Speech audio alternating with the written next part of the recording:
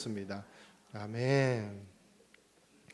진리는 가둘 수 없습니다라는 제목으로 하나님 말씀을 함께 나누겠습니다. 오늘 본문은 선천적으로 걷지 못한 장애인을 일으킨 기적으로 인한 두 가지 상반된 파장을 다루고 있습니다.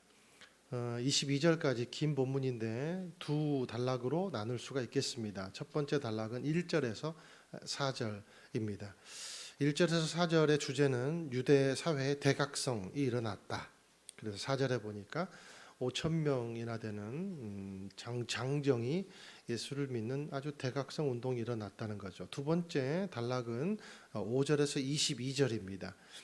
이 일로 인해서 베드로와 요한이 종교 지도자들에 의해서 구금을 당하게 되었다라는 것입니다. 오늘 12절까지 우리가 조금 12절을 중심으로 해서 좀 다뤄봤으면 좋겠네요. 먼저 1절 읽어보시겠습니다. 시작. 베드로와 요한이 사람들에게 말하고 있는데 제사장들과 성전 경비대장과 사두개파 사람들이 나타났습니다. 여기 보니까 베드로와 요한이 사람들에게 말하고 있는데 그랬어요. 진행되고 있는 거죠. 3장의 사건들이 계속해서 진행이 되고 있다는 겁니다. 자, 장애인이 일어난 일을 놓고 솔로몬 행각에 엄청나게 많은 사람들이 모여들었습니다. 근데 베드로는 이 상황을 전도할, 복음을 전할 아주 절호의 기회로 삼아서 이 복음 설교를 했고, 요한도 함께 이제 이것을 그들과 함께 계속해서 이런 예수에 대해, 그 복음에 대해서 계속 전도를 하고 있었습니다. 자, 그 와중입니다. 그런데 이 복음을 전하고 있는 장소가 어딘가, 하필이면 이방인의 뜰 주변이었다는 겁니다. 성전의 시설과 맞닿은 그곳에서 복음을 전하고 있는 거죠. 그래서 이 관할 지역은 누가 관할합니까? 이제 종교 지도자들, 그 성전 경비병, 그 성전 경비대장도 제사장이거든요. 그래서 이 여기 제사장들과 성전 경비대장 그리고 사두개파 사람이 등장을 합니다.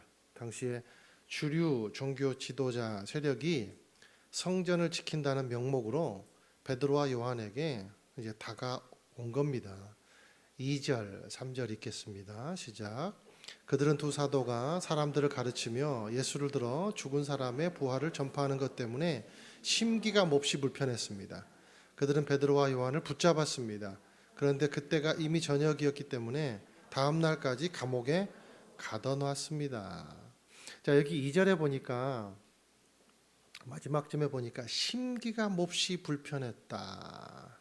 이게 이제 베드로와 요한을 가둔 계기가 되는데, 자, 이 심기가 몹시 종교 지도자들 또 사두개 사람들이 지금 가지고 있는 이 마음을 표현하고 있는 말인데, 이 말을 원어로 풀이하면 어떤 내용이 되냐면 화가 치밀어 가지고 주체를 못하는 상태를 말하고 있습니다. 그러니까 심기가 불편함을 넘어서 여기 몹시 불편했다 그랬잖아요.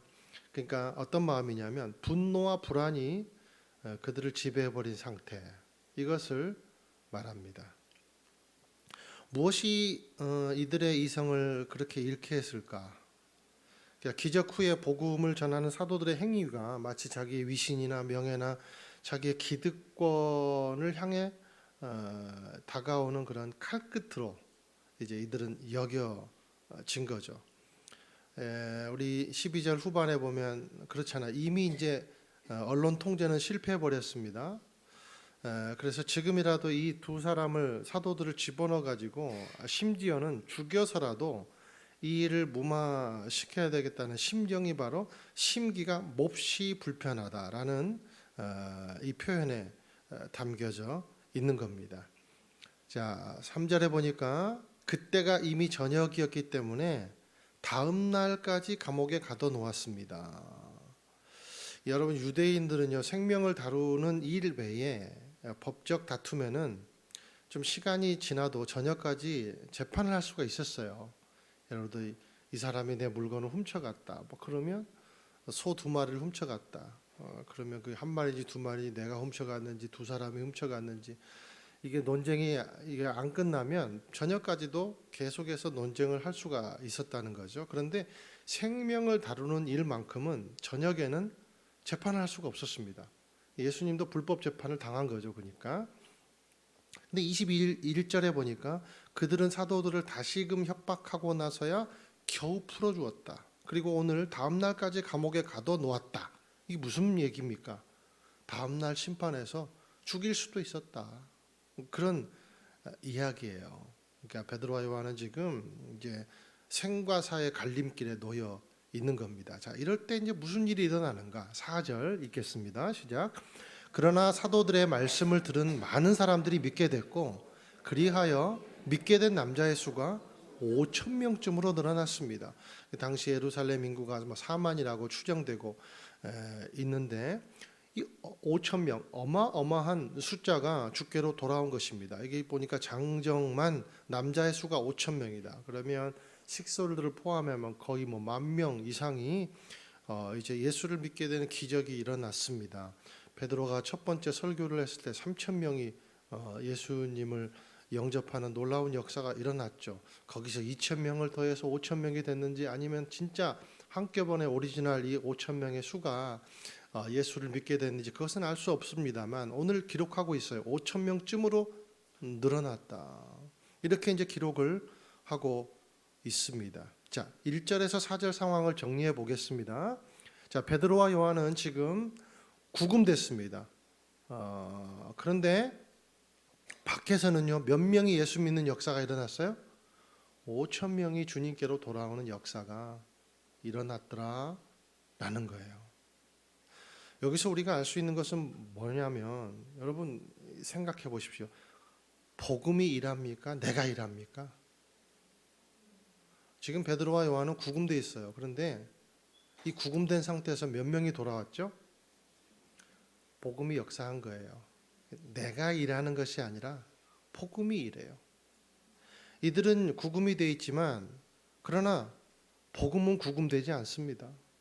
그래서 오늘 설교 제목이 진실은 가둘 수 없다. 복음은 구금되지 않아요. 여러분 이 사실을 믿으시기를 축원드립니다. 양날선 어떤 칼보다 예리하게 하는 것은 내가 아니라 복음이라는 거예요. 내가 아니라 복음이라는 거예요. 혼과 영과 및 관절과 골수를 찔러 쪼개기까지 하는 능력은 내 능력이 아니라 누구의 능력이에요? 복음의 능력, 예수님의 능력이더라 라는 것입니다. 마음의 생각과 의도를 분별해내는 능력은 내가 아니라 뭐예요? 복음이 하는 능력이더라. 제가 자주 인용하는 말이 이 말이잖아요. 이엠 바운즈가 한 말. 기도는 기도한 사람보다 오래 산다. 사랑하는 여러분, 저는 저와 여러분의 기도가 우리는 죽어도 기도는 살 줄로 믿습니다. 그래서 우리가 살아있는 동안에 기도를 많이 쌓아놓으십시오. 교회를 위한 기도, 자녀를 위한 기도, 나라를 위한 기도 그냥 막 많이 쌓아놓기를 패키지로 쌓아놓게 되시기를 축원드려요. 그런데 내가 기도하지만 내가 기도는 하지만 누가 역사해요?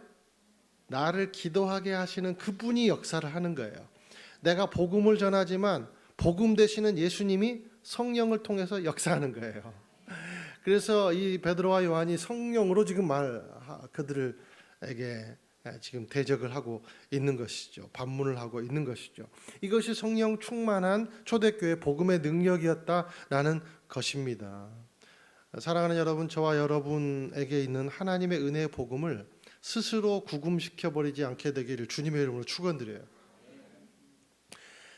내 마음, 내 마음, 내 생각, 내 삶, 내 안위, 내 자녀, 내 평안, 내 물질, 내 진급, 내 직장, 내 명예, 그냥 다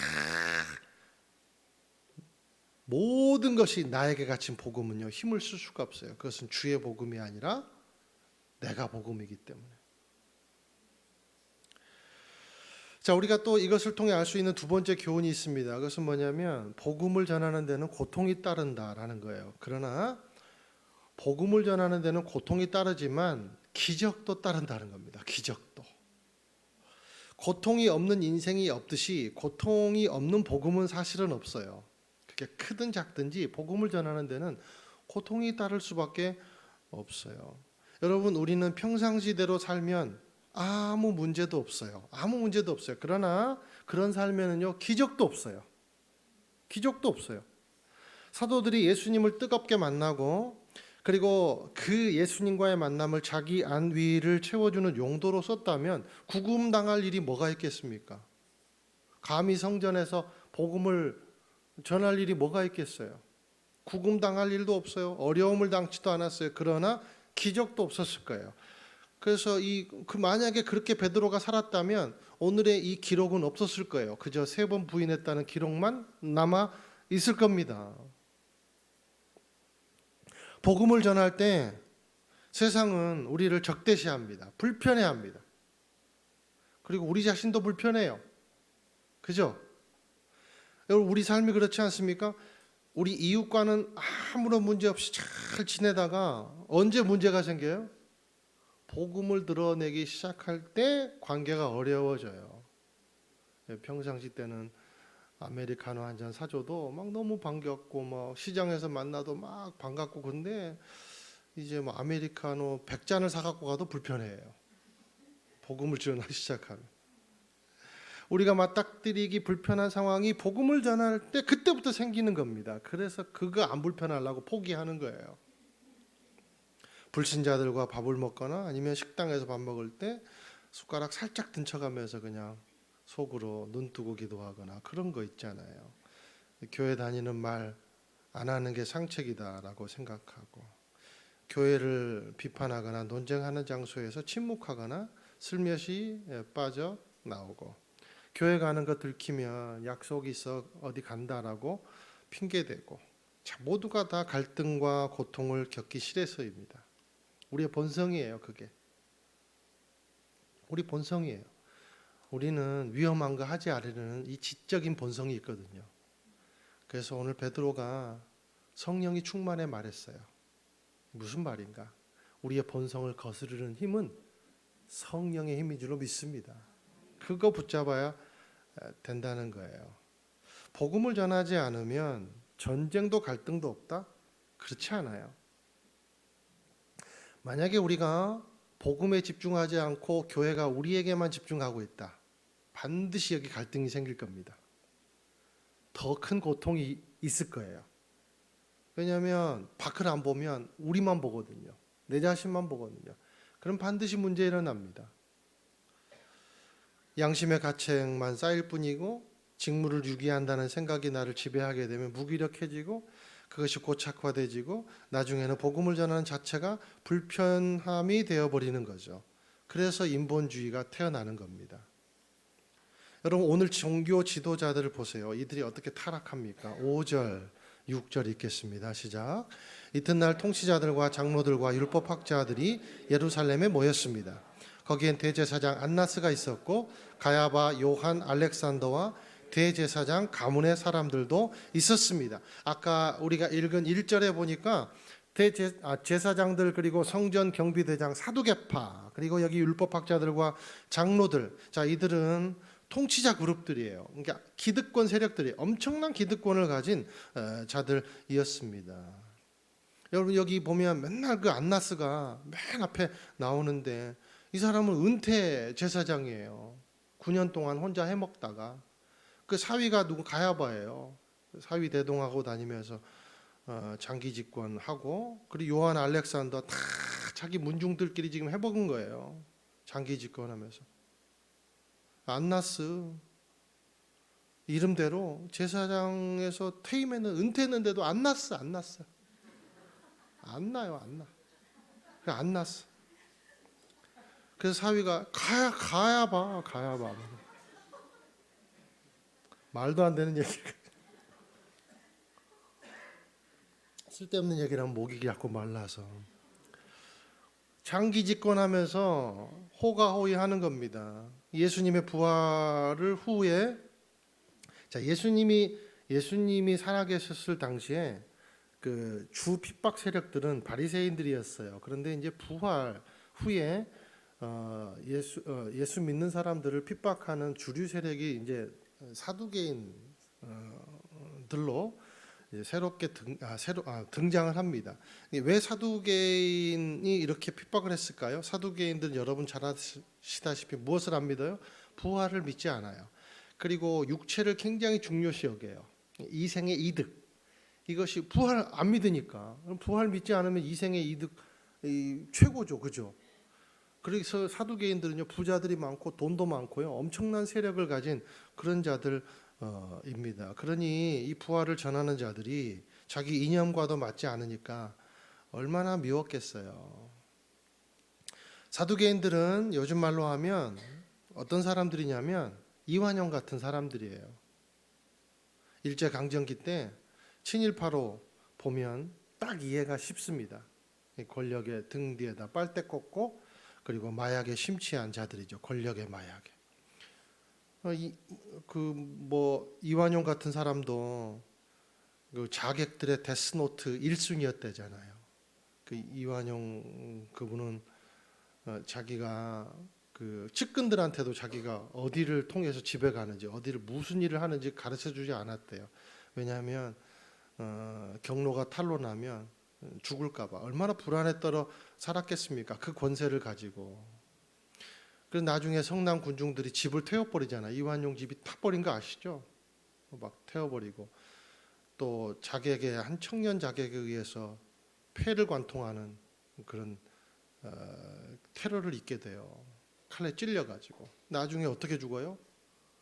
겨우 살아났지만 폐렴으로 죽고 천식으로 죽고 그렇게 죽었습니다. 결말이 좋지 않았어요. 천년만년 갑니까? 이 종교 지도자들과 사두개인의 권세가 여러분 천년만년 가요? 한 줌의 권력을 가지고 그곳이 천국인 것 마냥 살았으니 지금 지옥에서 불춤을 추고 있을 거예요. 이익에 눈이 멀고 돈과 명예를 추구하고 이곳이 천국이지 하면서 사는 자들, 이들이 새로운 세상을 꿈꿀 리가 있겠습니까? 천년만년 지금 세상이 유지됐으면 좋겠다라고 생각하는 거죠. 그러니 무슨 메시아를 대망을 해요? 그럴 리가 없죠. 그러니 메시아를 죽이고, 메시아가 부활하면 그것을 복음을 만나는 통로가 아니라 눈으로 보는데도 그 앉은 그 나면서부터 걷지 못한 자가 일어섬을 보면서도 부정하는 거예요. 그리고 오히려 위협하는 도구로 삼는 거예요. 그리고 다시는 예수 전하지 마라, 그렇게 위협하고 겨우 풀어주는 거예요. 여론이 좋지 않으니까. 그런데 여러분 가만히 생각해 보세요.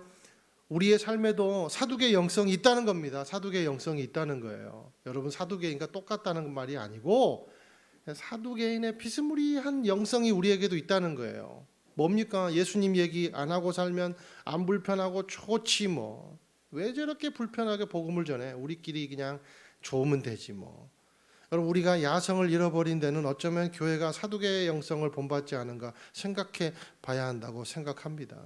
오직 내 안위가 중요하고, 기도를 해도 오직 내 문제, 내 가정, 내 아들, 내 직분, 그리고 내 진급, 그리고 내 미래, 내 안위, 이 모든 기도 제목이 그것만을 가지고 덮고 있다면 여러분 사두개 영성과 비슷한 영성이지 뭐겠어요. 그죠? 삶으로 복음을 말해야죠, 목사님. 천번 만번 맞는 말입니다. 그러나 그것도 함정이 있어요. 삶으로 복음이라는 구호 뒤에 숨어가지고 거룩한 도전도 없고 선포를 상실한 삶을 산다면 기적은 절대 일어날 수 없다는 거예요. 사랑하는 여러분, 나는 우리 교회가 내 안에 갇힌 복음이 아니라 밖을 쳐다보는 복음이 되기를 예수님의 이름으로 축원드립니다. 자꾸 그래서 여러분에게 도전 드리는 거예요. 터무니도 없는 도전을, 인간의 눈으로 볼 때는 말도 안 되는 그런 비전들을 여러분에게 제시하는 이유가 뭡니까? 우리만 바라보면 더 갈등 생긴다는 겁니다. 변화가 없다는 거예요. 밖을 보십시오. 넓은 비전을 보시기를 축원드려요. 사도들이 한 일의 전부는 그거예요. 복음을 드러내는 거죠. 우리는 보고 들은 것을 말하지 않을 수 없습니다. 그러니 기적이 일어나고 성령이 역사하신다는 겁니다. 7절 읽겠습니다. 시작. 그들은 베드로와 요한을 앞에 세워놓고 너희가 무슨 권세와 누구의 이름으로 이런 일을 했느냐라고 신문하기 시작했습니다. 너희가 무슨 권세와 누구 이름으로 이런 일을 했느냐? 여러분 많이 들어본 질문 아닙니까? 이거 언제 질문한 거예요? 예수님이 부활 전에 종교 지도자들이 예수님에게 물은 질문과 똑같아요. 부활이 실제로 일어나고 5천 명이 예수를 믿어도 눈 하나 꿈쩍하지 않고 변하지 않는 유일한 구성원들이 누구인가? 성전을 지키는 종교 지도자들이었다. 사랑하는 여러분, 변하지 않으면 변하지 않은 걸로 끝나지 않습니다. 변하지 않으면 부패해요. 부패해요. 저와 여러분은 변하지 않는 것에만 주목하게 되지 않게 되기를 축원드려요. 변해야 돼요. 새롭게 함으로 변화를 받아. 늘 새롭게 함으로 성령이 주시는 그것으로 늘 변화를 받아. 하루하루 삶을 우리가 큐티를 하는 이유가 뭡니까? 하나님 말씀 바라보는 이유가 뭡니까? 기도하는 이유가 뭡니까? 변화를 추구하는 거예요. 내 심령의 변화를 계속해서 추구하는 거예요. 그래야 그렇게 변화돼야 부패하지 않을 수 있다는 거예요. 기억하십시오. 변화되지 않으면 변화되지 않은 걸로 끝나는 것이 아니라 부패해요. 8절에서 12절까지 이제 쭉 읽어보시겠습니다. 시작. 그때 베드로가 성령이 충만해 그들에게 말했습니다. 백성의 통치자들과 걷지 못하는 사람에게 일어난 선한 일에 대해 해명하라고 우리를 부른 것이라면, 또 그가 어떻게 낫게 됐는지 묻는 것이라면, 여러분과 모든 이스라엘 백성들은 이 점을 알아야 합니다. 이 사람이 다 나아서 여러분 앞에 서게 된 것은 여러분이 십자가에 못 박았지만 하나님께서 죽은 사람들 가운데서 다시 살아계신 나사렛 예수 그리스도의 이름으로 된 것입니다. 이 예수는 건축자들의 버린 돌이지만 집 모퉁이 돌의 머릿돌이 되셨습니다. 예수 외에 다른 어느 누구에게서도 구원을 받을 수 없습니다. 하나님께서는 하늘 아래 우리가 구원받을 만한 다른 이름을 우리에게 주신 일이 없기 때문입니다. 베드로가 성령 충만해 예수님을 3번 부인한 사람이 베드로가 아닙니까? 그런데 오늘 완전히 바뀌어서 담대해진 베드로의 모습을 우리가 볼 수 있어요. 자기 힘이 아니라 성령이 역사하니 자기 힘을 거스를 수가 있는 겁니다. 두려움이 사라집니다. 부끄러움이 사라집니다. 담대함이 사라집니다. 사랑하는 여러분, 다시 한번 선포합니다. 여러분의 본성을 거스를 수 있는 유일한 것은 성령의 힘인 줄로 믿습니다. 그 성령이 날마다 그 충만히 유지되시기를 축원드려요. 이제 오늘 구절이 이제 핵심 구절이 12절이에요. 12절인데 베드로가 이렇게 이제 선포한 거예요. 이 선천성 안진뱅이를 일으키게 한 그 이름은 다른 이름이 아닌 나사렛 예수 그리스도의 이름이다. 오직 그렇게 이 육체를 살리신 것처럼 이 여러분도 수십 년, 40년, 30년 이상 이 안진뱅이를 봐왔지만 여러분 고치지 못했지 않느냐. 그런데 누가 고쳤느냐? 나사렛 예수 이름으로 고쳤다. 이 육체를 치유한 것 같이 우리의 영혼을 치유할 수 있는 유일한 구원의 그 길은 누가 주셨냐? 하나님이 정해주신 길이다. 그것이 유일한 길이다. 그 길이 뭐라고요? 예수 그리스도를 믿는 길이다. 이렇게 12절에 선포를 하고 있는 거예요. 그러니까 예수의 이름 외에는 어떤 이름도 구원을 얻을 수 없다는 게 진리다라는 것을 선포하는 겁니다. 12절 너무너무 중요한 말씀이기 때문에 우리 함께 더 한번 읽어보시겠습니다. 시작. 예수 외에 다른 어느 누구에게서도 구원을 받을 수 없습니다. 하나님께서는 하늘 아래 우리가 구원받을 만한 다른 이름을 우리에게 주신 일이 없기 때문입니다. 모든 복음의 핵심이 되는 구절이에요. 여러분, 이게 진리예요. 우리가요 진리를 잠깐만 다뤄보겠습니다. 이 세상의 진리는 두 가지가 있다고 생각해요. 하나는 상대적인 진리가 있고 그리고 절대적인 진리가 있어요. 그런데 상대적인 진리는 설명이 필요해요.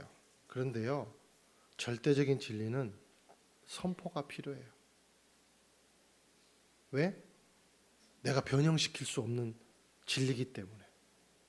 내가 변형시킬 수 있는 진리는 상대적인 진리입니다.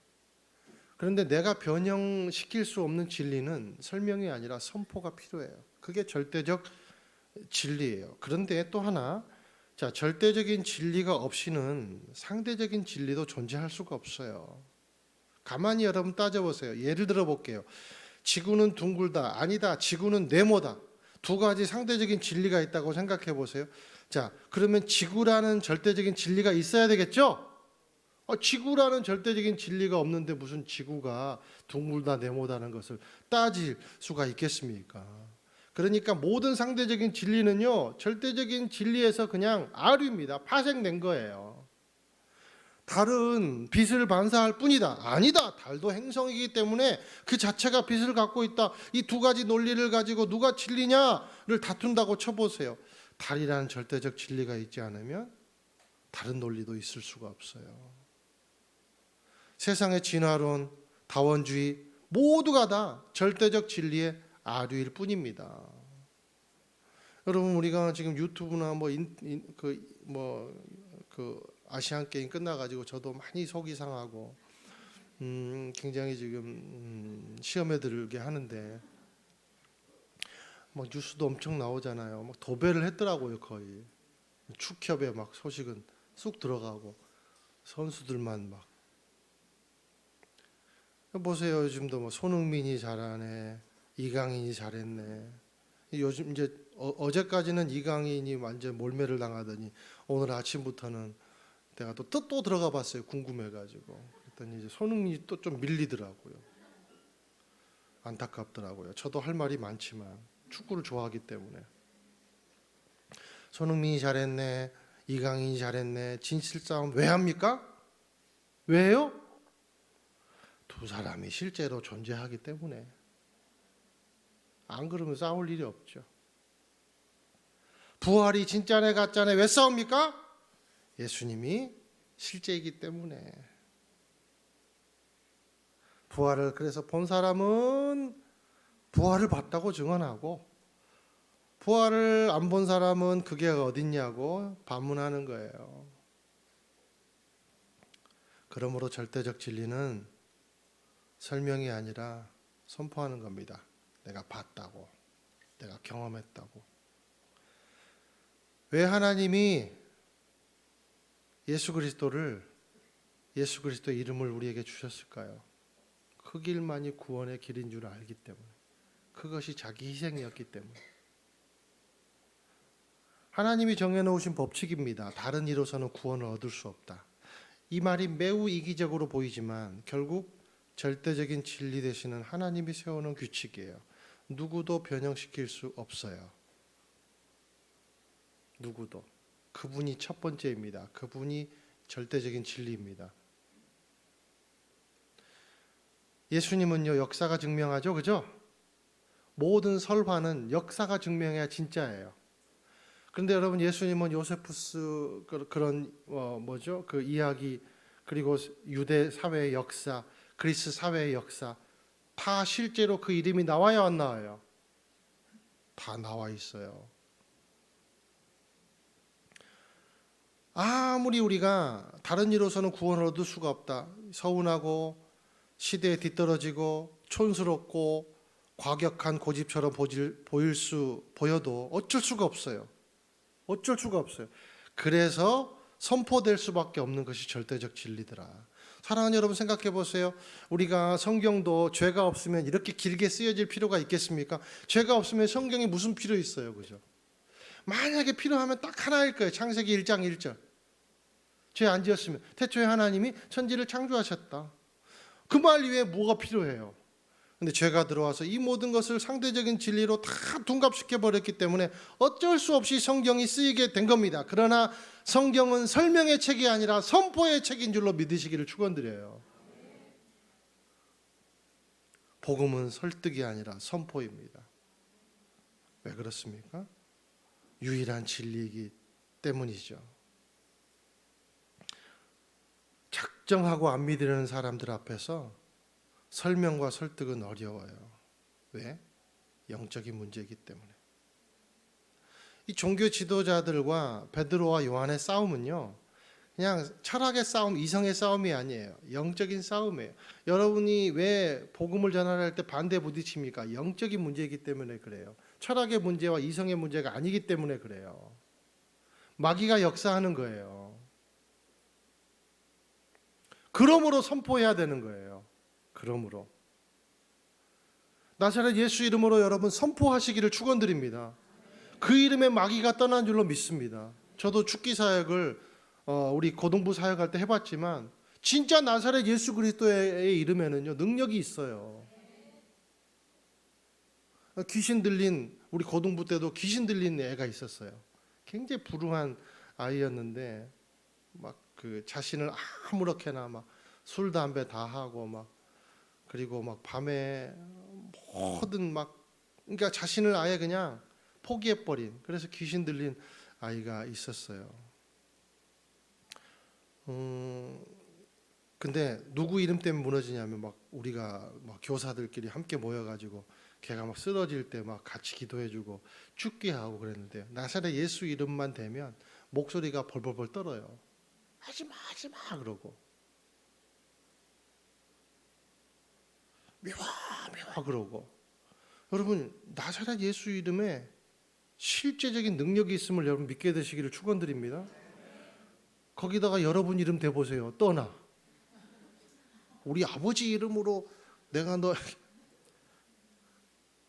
이게 우습다고 생각하기 우습다고 오직 예수 이름 이것이 진리인 줄로 믿으시기를 축원드립니다. 선포하는 거예요. 저와 여러분의 가정에 나사렛 예수 그리스도 이름을 선포하게 되시길 축원드려요. 이 교회 가운데 그리고 이 열방 가운데 나사렛 예수 이름을 선포하게 되시기를 축원드립니다. 구원은요 내가 고민하고 내가 결정하고 내가 최선을 다해 붙드는 게 아닙니다. 왜? 하나님이 정해주신 일이기 때문입니다. 어떻게 정하셨는가? 오직 예수 그리스도를 믿는 믿음으로 말미암아 주어질 수 있도록 하나님이 정해주신 거예요. 주님이 오실 때까지 이 정하심은 변치 않습니다. 아무리 불세출의 사람이 와도 이 묵직한 사실은 절대로 변함이 없을 거예요. 그러므로 믿음이 뭔가? 하나님이 주신 방법을 받아들이는 거예요. 내 선택이 아니에요. 20절 우리는 보고 들은 것을 말하지 않을 수 없습니다. 말하지 않을 수 없습니다. 저와 여러분이 무엇을 경험했습니까? 그것을 알리고 사는 것이 복음의 삶인 줄로 믿습니다.